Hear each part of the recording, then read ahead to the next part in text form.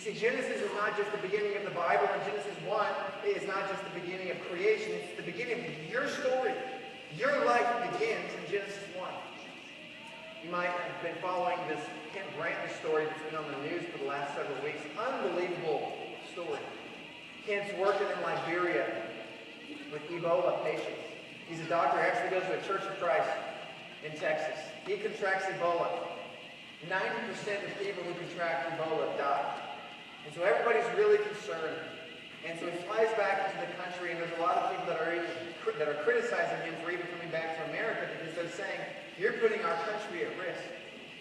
And for 17 days, he's quarantined in this bubble as doctors try to keep his immune system alive so that his immune system can eventually fight off this disease. And a few weeks ago, to everybody's astonishment, this guy is now miraculously healed from this disease.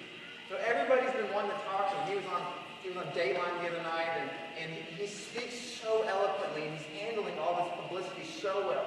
And one of my favorite things that he said the other day is he said this: on difficult days when I want to give up, or when I wonder if I've made the right decision, retelling my story reminds me of how God brought me to where I am. Powerful. He retells his story. That's what some of you need to hear today. I'm trying to retell your story. This is how you were created. And the longer you live and the older you get, the more that you forget the reason that you were made. You were already blessed the day you were born. And so many of you try to spend your entire life trying to achieve something that you already have. I think about my kids again, and